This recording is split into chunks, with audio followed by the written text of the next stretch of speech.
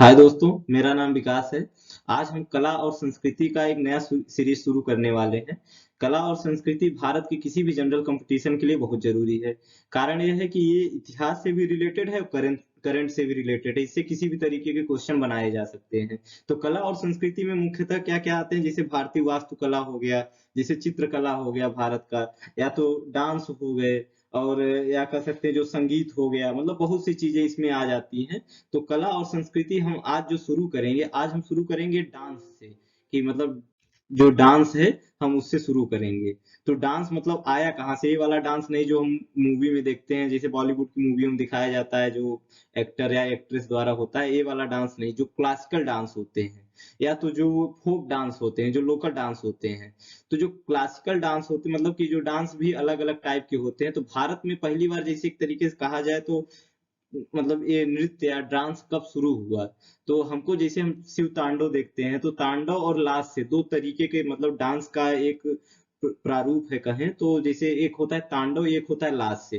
तांडव क्या होता है, जो पुरुष होता है, जब पुरुष मतलब कि अपनी भंगिमाएं जो दिखाता है, उसको तांडव बोला जाता है। और लास्य बोला जाता है जो महिलाओं की भाव भंगिमाएं होती हैं, जो एक तरीके का मतलब उससे कुछ ना कुछ कहने का, उससे कुछ कहना चाहते हैं या उससे कुछ कहानी बयां करना चाहते हैं।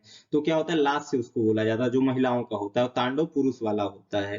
तो पहली बार हमको जो मतलब कि एक तरीके से हमारे यहाँ जो डांस का बहुत लंबा इतिहास रहा है। तो हम जैसे देखते हैं कि चोल काल में नटराज की मूर्ति, जिसमें शिव को संहारक और सृष्टिकर्ता के रूप में दिखाया गया है। या तो मोहनजोदाड़ो में देखें तो एक नृत्य करती लड़की का चित्र, मतलब लड़की के कांसे की मूर्ति प्राप्त हुई है। तो हमारा जो मतलब ऋग्वेद में क्या है, ऋग्वेद में एक तरीके से पाठ्य है, जो ऋग्वेद में पाठ्य है, और यजुर्वेद में अभिनय है, और सामवेद में गीत है, और रास है अथर्ववेद में।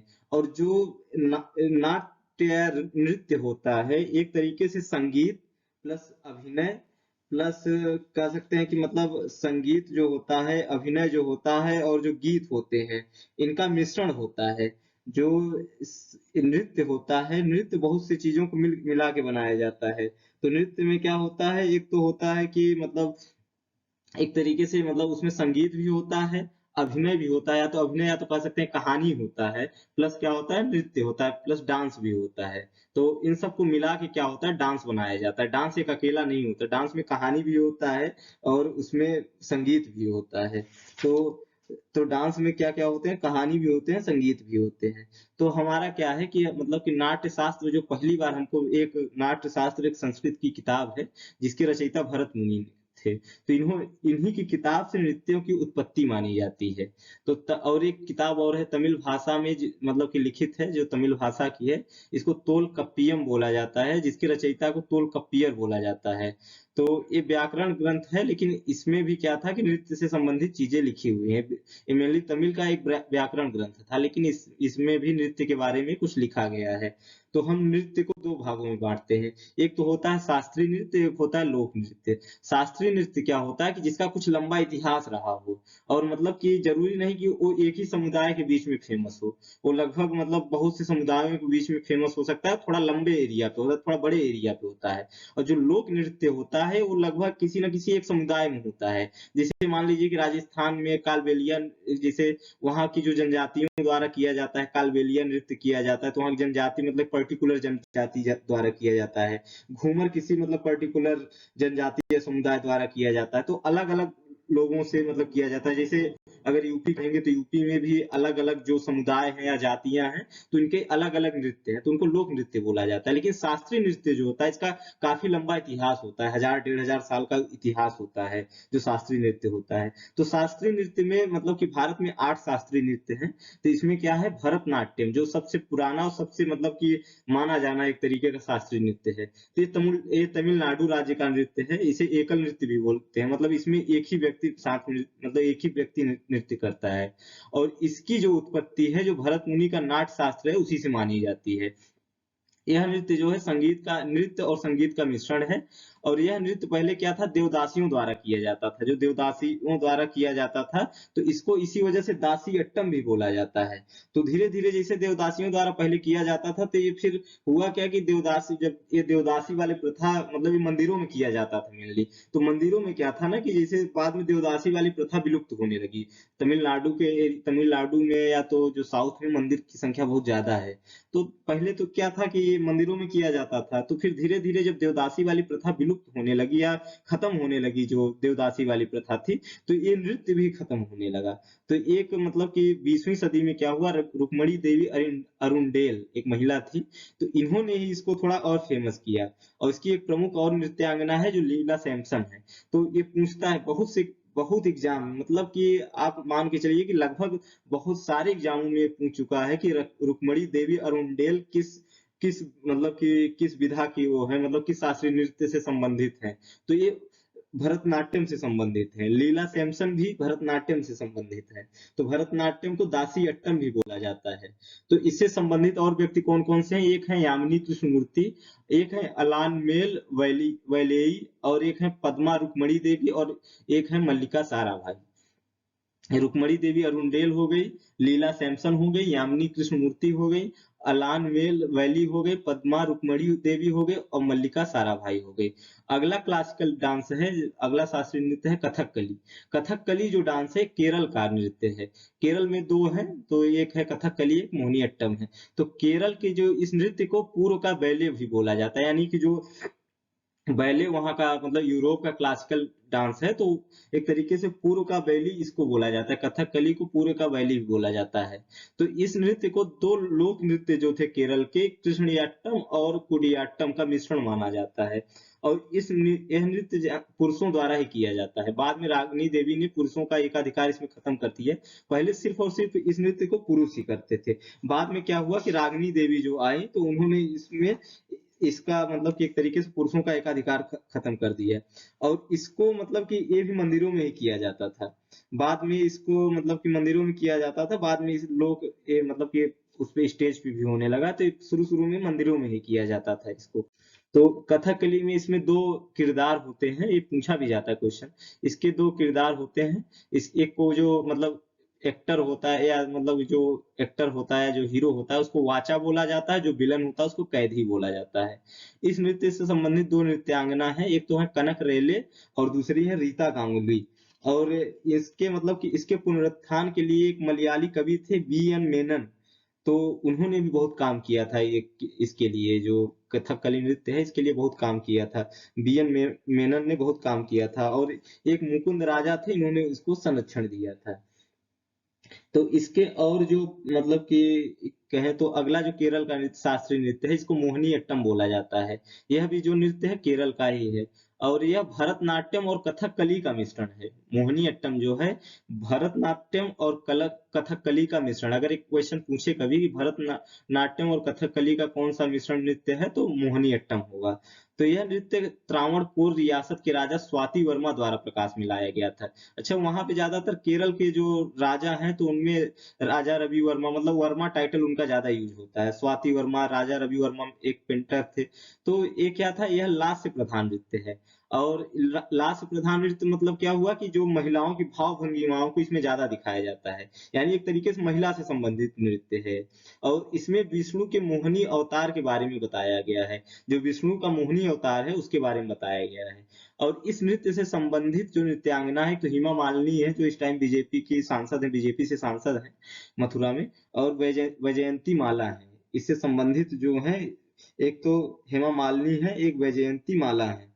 और इनके और से जो है एक तरीके और कह सकते हैं कि माधुरी अम्मा भी है जो इनके प्रतिपादक में आती है। सुनंदा नायर है, कलामंडलम छेमोती है, जया प्रभा मेनन है। तो बहुत लोग हैं इसमें भी। आगे देखते हैं। अगला नृत्य है कुचिपुड़ी नृत्य। जो एक कुचिपुड़ी नृत्य है, एक वहां के एक गांव था, आंध्र प्रदेश का एक गांव था, वहां उस गांव का नाम था कुशसेलवा। कुशसेलवा के गांव के नाम, और कुशसेलवा गांव है तो उसको कुचेलापुरम भी बोला जाता था। तो उसी गांव के नाम पे इसका नाम मतलब कि कुथेलपुरम लिखा है इसमें, लेकिन नितिन सिंघानिया वाली बुक में कुचेलपुरम भी लिखा है इसको। तो उस उसके आधार पे इसका नाम कुचिपुड़ी पड़ा था। तो यह आंध्र प्रदेश का नृत्य है, यह पुरुष प्रधान नृत्य है। इसमें 15 ब्राह्मणों द्वारा संपन्न किया जाता है। इसमें इस नृत्य में ब्राह्मणों की मोनोपोली है, क्योंकि यह भी नृत्य मंदिरों में किया जाता था। तो इसमें एक तरीके से वैष्णव धर्म, या तो कह सकते हैं मतलब कि इसमें भागवत भागवत पुराण का भी इसमें जिक्र आता है। तो मतलब एक तरीके से वैष्णव धर्म से भी थोड़ा संबंधित है। तो ये ब्राह्मणों से ज्यादा, मतलब ब्राह्मणों की इस पे मोनोपोली है। और यह नृत्य भरतनाट्यम से भी संबंधित है। तो यह नृत्य कहाँ का है? ये आंध्र प्रदेश का है। अब तो आंध्र प्रदेश तेलंगाना अलग अलग हो गए। तो उसमें क्या था, जो गोलकुंडा के राजाओं ने इसको क्या दिया था, संरक्षण दिया था। इसको मोहिनीअट्टम को राजा स्वाति वर्मा ने दिया था, और इसको यहाँ के गोलकुंडा के जो राजा थे, इन्होंने संरक्षण दिया था। और इस नृत्य की प्रमुख जो नृत्यांगना है, ये तो बहुत मतलब बहुत ज्यादा क्वेश्चन पूछता है इस सबसे रिलेटेड। तो इसकी जो प्रमुख नृत्यांगना है, एक तो है भावना रेड्डी, राजा रेड्डी और इंद्राणी रहमान। तो जिसमें रेड्डी आ जाए तो ये कुचिपुड़ी वाले ही होंगे। इसमें कौन कौन से हैं? एक तो भावना रेड्डी है, राजा रेड्डी है और इंद्राणी रहमान है। अगला नृत्य है ओडिसी नृत्य। ओडिसी नृत्य जैसे नाम से लग रहा है कि ये उड़ीसा से संबंधित है। उड़ीसा से संबंधित नृत्य है, और ये भगवान विष्णु के जगन्नाथ अवतार के ऊपर किया जाने वाला नृत्य है। ये भगवान विष्णु का जो जगन्नाथ वाला अवतार है, उस पे किया जाने वाला नृत्य है। भगवान विष्णु का ये जगन्नाथ मंदिर भी वहीं पे है। तो इसके जो उस टाइम पे वहां पे दो गुफाएं थी, वहां पे दो गुफाएं थी उड़ीसा में, उदयगिरी और खंडगिरी गुफाएं। तो उनमें भी इसके कुछ साक्ष्य मिलते हैं कि ये नृत्य बहुत पुराना है। तो इस नृत्य की जो उत्पत्ति मानी जाती है 5वीं शताब्दी में शिव उपासक संप्रदाय महरीश संप्रदाय द्वारा माना जाता है। एक शिव उपासक संप्रदाय था जिसको महरीश संप्रदाय बोला जाता था, वहीं से इसकी उत्पत्ति मानी जाती है। लेकिन बाद में क्या हुआ, ये नृत्य भगवान विष्णु के जगन्नाथ अवतार के ऊपर किया जाने लगा, और यह एकमात्र शास्त्रीय नृत्य है जो कि भगवान विष्णु पर आधारित है। तो ये एकमात्र शास्त्रीय नृत्य है, भगवान विष्णु पे आधारित है। और इस नृत्य की उत्पत्ति जो है, जैसे शुरू में मैंने बताया, उदयगिरी और खांडगिरी गुफाएं, जो मतलब कि गुफाओं से ही माना जाता है। उदयगिरी खांडगिरी गुफाएं कोणार्क का सूर्य मंदिर भी माना जाता है। तो इसके इसके छंद गीत, मतलब इसके छंद गीत गोविंद, यानी जयदेव का जो गीत गोविंद है, उससे लिया गया है। इसका जो छंद गीत है, जयदेव के गीत गोविंद से लिया गया है। अगला नृत्य देखते हैं कथक। कथक ये हमारे उत्तर प्रदेश का नृत्य है। तो इस नृत्य की में कृष्ण की रासलीला के बारे में बताया गया है। यह नृत्य जो है कृष्ण से संबंधित है। यह एकमात्र शास्त्रीय नृत्य है जिस पर मुगल संस्कृति का प्रभाव मिलता है। अवध के नवाब वाजिद अली शाह के समय में यह नृत्य नृत्य खूब पोषित हुआ था। तो जो अवध के नवाब थे, अवध के नवाब वाजिद अली शाह थे, तो उनके टाइम पे ये खूब पोषित हुआ था। ये मतलब कि वह होना चाहिए, खूब पोषित हुआ होता है। और इस नृत्य में घराना परंपरा चलती है, जिसे हम पढ़ते हैं जयपुर घराना, लखनऊ घराना। तो अलग अलग, जैसे यूपी स्पेशल में तो इससे बहुत क्वेश्चन पूछा जाता है। इस नृत्य में घराना परंपरा चलती है। इसके प्रमुख घराना जैसे जयपुर घराना। तो जयपुर घराने की जो नृत्य नृत्य के मतलब डांसर हैं जो जयपुर घराना के, तो इसके कौन है, प्रेरणा सिंह माली। और लखनऊ घराना के बिरजू महाराज, लच्छू महाराज। अगला क्लासिकल डांस है मणिपुरी। मणिपुरी यह नॉर्थ ईस्ट के राज्य मणिपुर से संबंधित है। जैसे नाम से भी लग रहा है कि मणिपुर राज्य से संबंधित है। मणिपुर में एक त्योहार मनाया जाता है जिसको लाई हरौबा बोला जाता है। तो लाई हरौबा त्योहार से ही इसकी उत्पत्ति मानी जाती है। और जब 15वीं 16वीं शताब्दी में जब भक्ति मूवमेंट चलता है, तो उसके बाद इसकी जेनेसिस या इसकी उत्पत्ति होती है। तो वैष्णववाद जब मूवमेंट होता है, तो उसके बाद ही इसकी उत्पत्ति मानी जाती है। और यह पूर्वोत्तर का नृत्य है, और इसमें हाथों और पैरों की मूवमेंट बहुत धीरे धीरे होता है। इस नृत्य की आत्मा ढोल को माना जाता है। यह एकमात्र नृत्य है जिसमें घुंघरू का प्रयोग नहीं होता है। तो इस नृत्य से भी संबंधित थोड़े से, मतलब कि जो रविन्द्रनाथ टैगोर भी थे, वो भी मणिपुरी नृत्य से थोड़ा बहुत संबंधित थे। तो अगर कभी पूछे कि मणि मतलब कि ये रविन्द्रनाथ टैगोर किस नृत्य से संबंधित थे, इसको प्रकाश में लाए थे मेनली, तो इस वजह से थोड़ा वो भी संबंधित थे। तो रविन्द्रनाथ टैगोर इससे संबंधित थे। अगला नृत्य है सतरिया नृत्य। यह असम का नृत्य है। जो सतरिया नृत्य है, एक वैष्णव संत थे, शंकर देव। तो वैष्णव संत शंकर देव ने इसको प्रकाश में लाया था। मतलब इसका एक तरीके से प्रतिपादन कर सकते हैं, उन्होंने मतलब आधुनिक रूप में इसको सतरिया नृत्य को प्रचलित किया था। और इस नृत्य में क्या क्या होता है, नृत्य में नृत्य प्लस अभिनय प्लस गायन तीनों को सम्मिलित किया जाता है।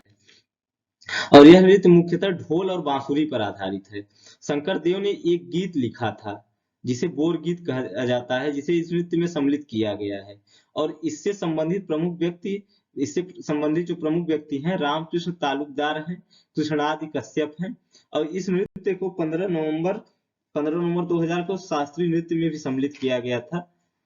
यानी सबसे बाद में ये कौन सा नृत्य है जो सम्मिलित हुआ था, यही नृत्य था जो कि ये सतरिया नृत्य था, इसको सबसे बाद में उसमें सम्मिलित किया गया था, शास्त्रीय क्लासिकल डांस में इसको सम्मिलित किया गया था। Thank you. तो 8 हमारे वो थे, मतलब क्लासिकल डांस थे।